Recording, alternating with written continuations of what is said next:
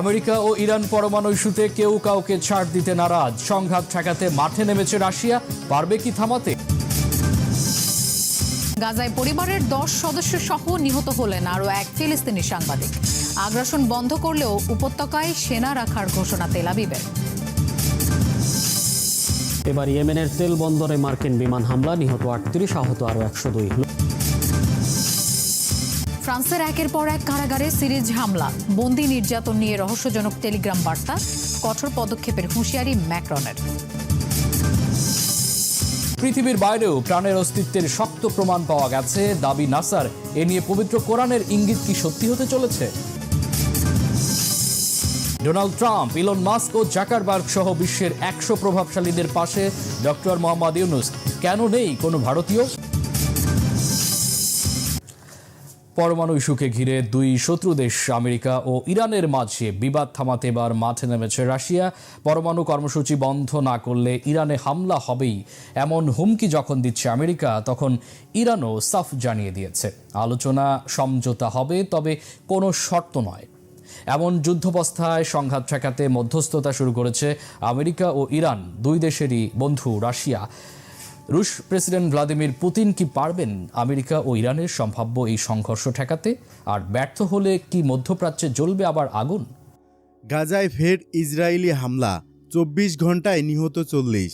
গাজার রক্তক্ষয়ী যুদ্ধ নতুন করে আরও ভয়াবহ মোড় নিয়েছে। ইসরায়েলের প্রতিরক্ষা বাহিনী বৃহস্পতিবার সন্ধ্যা থেকে শুক্রবার সন্ধ্যা পর্যন্ত 24 ঘন্টার মধ্যে গাজায় চালিয়েছে ব্যাপক বিমান হামলা।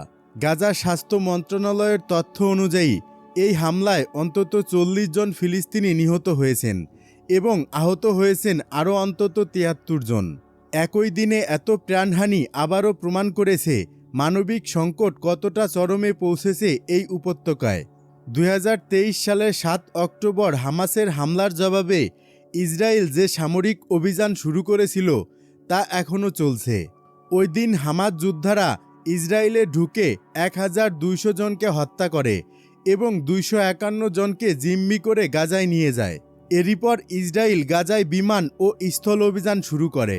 আন্তর্জাতিক চাপের মুখে চলতি বছরের 19 জানুয়ারি এক যুদ্ধবিরতি কার্যকর হলেও মাত্র 2 মাসের মধ্যে গত 18 মার্চ আবার শুরু হয় দ্বিতীয় দফার অভিযান।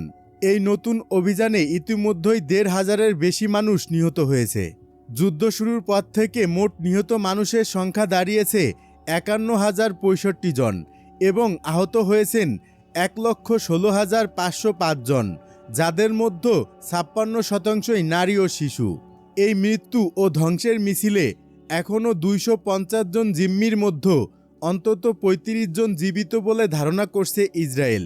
আইডিএফ জানিয়েছে তাদের সামরিক অভিযানের অন্যতম উদ্দেশ্য হল এই জিম্মিদের উদ্ধারে অভিযান চালানো।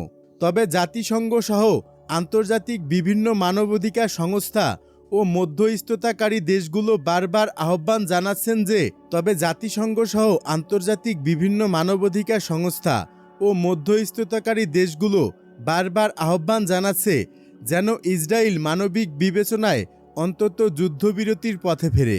গাজা শহরের হাসপাতালগুলোতে জ্বালানি, ওষুধ ও খাবার সংকটে মৃত্যুর সংখ্যা প্রতিদিনই বাড়ছে। জাতিসংঘের আদালত ইন্টারন্যাশনাল কোর্ট অফ জাস্টিস ইতিমধ্যেই ইসরায়েলের বিরুদ্ধে গণহত্যার অভিযোগে মামলা গ্রহণ করেছে। শুধু আন্তর্জাতিক মঞ্চেই নয়, ইসরায়েলের ভিতরেও বাড়ছে যুদ্ধবিরতির দাবি। বহু নাগরিক, রাজনৈতিক, এমনকি সাবেক সেনা কর্মকর্তারাও সরব হয়েছেন। তারা বলছেন জিম্মিদের মুক্তি চাই, যুদ্ধ নয়। জনরোষের মুখে পড়েও ইসরায়েলের প্রধানমন্ত্রী বেঞ্জামিন নেতানিয়াহু এখনও সাফ জানিয়ে দিয়েছেন হামাসকে পুরোপুরি নির্মূল করা না পর্যন্ত এই অভিযান থামবে না। এদিকে ইয়েমেনে মার্কিন বাহিনীর অতর্কিত হামলা, নিহত 38।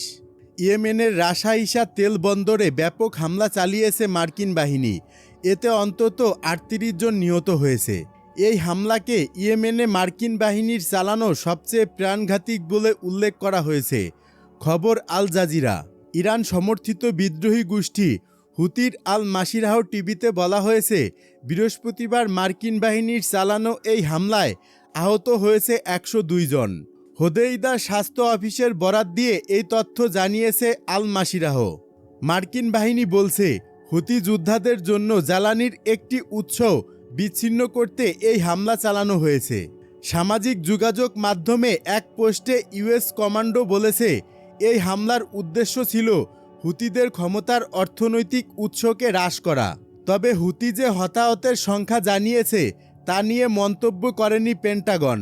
গত জানুয়ারিতে মার্কিন প্রেসিডেন্ট হিসেবে ক্ষমতায় বসেন ডোনাল্ড ট্রাম্প। এরপর থেকে হুতিদের বিরুদ্ধে অভিযান শুরুর নির্দেশ দেন ট্রাম্প। আল জাজিরা বলছে ট্রাম্পের ক্ষমতায় বসার পর এটি হুতিদের বিরুদ্ধে চালানো সবচেয়ে প্রাণঘাতী হামলা। এর আগে গত মার্চে ইয়েমেনে 2 দিনে মার্কিন হামলায় নিহত হয়েছে 50 জনের বেশি।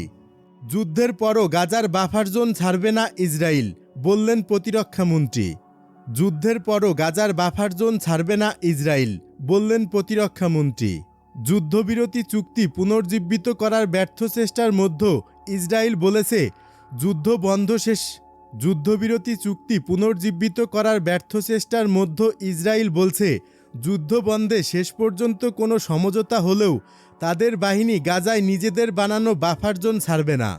বুধবার তাদের প্রতিরক্ষা মন্ত্রী ইসরায়েল কাটোস এ মন্তব্য করেন বলে জানিয়েছে বার্তা সংস্থা রয়টার্স। গত মাসে নতুন করে অভিযান শুরুর পর নিরাপত্তা অঞ্চলের নামে ইসরায়েলি বাহিনী গাজার ভেতর ঢুকে বিস্তৃত এলাকা নিজেদের দখলে নিয়েছে এবং 20 লাখেরও বেশি ফিলিস্তিনিকে ভূখণ্ডটির দক্ষিণ ও উপকূল রেখা বরাবর ক্রমেই ছোট হয়ে আসা এলাকাগুলোতে ঠেসে দিচ্ছে। গত মাসে নতুন করে অভিযান শুরুর পর নিরাপত্তা অঞ্চলের নামে ইসরায়েলি বাহিনী গাজার ভেতরে ঢুকে বিস্তৃত এলাকা নিজেদের দখলে নিয়েছে এবং 20 লক্ষেরও বেশি ফিলিস্তিনিকে ভূখণ্ডটির দক্ষিণ ও উপকূল রেখা বরাবর ক্রমেই ছোট হয়ে আসা এলাকাগুলোতে ঠেসে দিচ্ছে।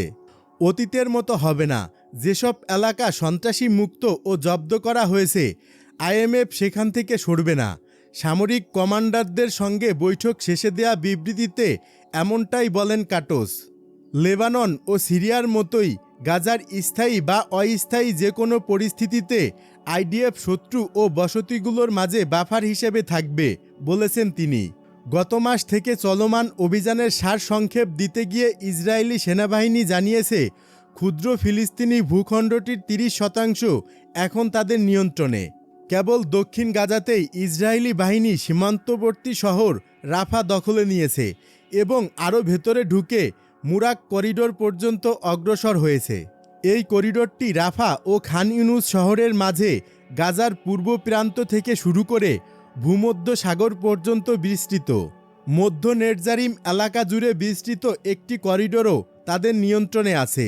প্রতিনিয়ত তারা তাদের দখলে থাকা অঞ্চলের আওতা বাড়াচ্ছে। এরই মধ্যে উত্তরে গাজা শহরের ঠিক পূর্বে অবস্থিত সেজাইয়া এলাকাও তাদের বাফার জোনে ঢুকে গেছে। তেল আবিব বলছে গত 18 মার্চ থেকে অভিযানে তারা যে কয়েকশো হামাস যোদ্ধাকে হত্যা করেছে তার মধ্যে ফিলিস্তিনি সশস্ত্র গোষ্ঠীর বেশ কয়েকজন ঊর্ধ্বতন কমান্ডারও আছে। ইসরায়েলের এ অভিযান নিয়ে জাতিসংঘ ও ইউরোপীয় দেশগুলো ব্যাপক উদ্বেগও জানিয়েছে।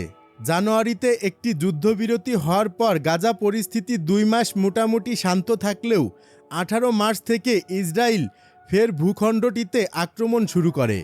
তাতে এরই মধ্যে 4 লাখের বেশি ফিলিস্তিনিকে বাস্তুচ্যুত হতে হয়েছে বলে জানিয়েছে জাতিসংঘের ত্রাণ কার্যক্রম সমন্বয়কের কার্যালয়।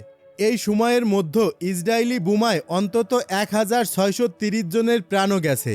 চিকিৎসা বিষয়ক দাতব্য সংগঠন MSF জানিয়েছে গাজা গণকবরে পরিণত হয়েছে এবং ত্রাণ কার্যক্রম পরিচালনাকারী গোষ্ঠীগুলো সেখানে সহায়তা পৌঁছে দিতে হিমশিম খাচ্ছে। আমরা চোখের সামনে গাজার সমগ্র জনগোষ্ঠীর ধ্বংস ও জোরপূর্বক বাস্তুচ্যুতি দেখেছি, বিবৃতিতে বলেছেন গাজায় MSF-এর জরুরি সমন্বয়ক আমান্দে বাজেরুল।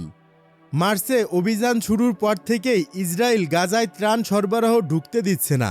কাটোস বলেছেন তারা অবকাঠামো তৈরি করেছেন যার মাধ্যমে পরে বেসরকারি কোম্পানিগুলো সহায়তা পৌঁছে দিতে পারবে, তবে আপাতত নিষেধাজ্ঞা বহাল থাকবে। গাজাবাসীদের ভূখণ্ডটি ছেড়ে দেওয়ার সুযোগ দিতে ইসরায়েল একটি পরিকল্পনা সাজাবে বলেও মন্তব্য করেছেন তিনি। তবে কোন কোন দেশ এ বিপুল সংখ্যক ফিলিস্তিনিকে নেবে তা এখনও স্পষ্ট নয়। বুধবারও কাটোস হামাসকে নিয়ন্ত্রণ করার দাবি পুনর্বার ব্যক্ত করেছেন। হামাস আগেই বলছে কোনো অবস্থাতেই তারা আত্মসমর্পণ করবে না। দুই পক্ষের এই অবস্থানেই বোঝা যাচ্ছে মিশরের মধ্যস্থতাকারীরা যুদ্ধবিরতি চুক্তি পুনর্জীবনে যতই চেষ্টা করুক না কেন, তেল আবিব ও হামাসের মধ্যে কিছু বিষয়ে দূরত্ব অন্তত প্রকট। হামাস বারবার বলছে অস্ত্র সমর্পণ এমন একটি সীমা যা তারা কখনোই অতিক্রম করবে না। স্থায়ী যুদ্ধবিরতির ক্ষেত্রে ইসরায়েলি বাহিনীকে গাজা থেকে পুরোপুরি প্রত্যাহার করে নেওয়ারও দাবি জানাচ্ছে তারা।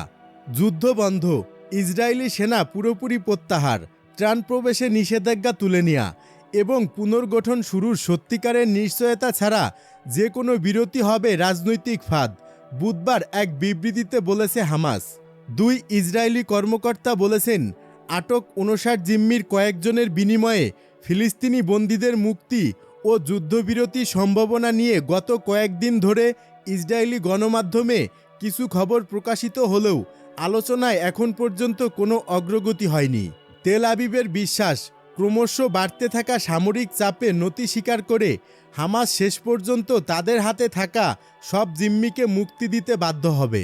কিন্তু সে পর্যন্ত অপেক্ষা করতে নারাজ জিম্মিদের পরিবারের সদস্য ও আত্মীয় স্বজনরা।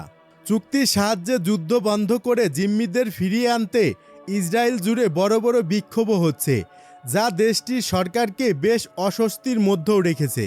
2023 সালের অক্টোবর হামাস ইসরায়েলে ঢুকে হামলা চালিয়ে 1000-এরও বেশি ইসরায়েলিকে হত্যা এবং 250-র মতো ইসরায়েলিকে জিম্মি করার পর তেল আবিব গাজায় সর্বাত্মক যুদ্ধে নামে।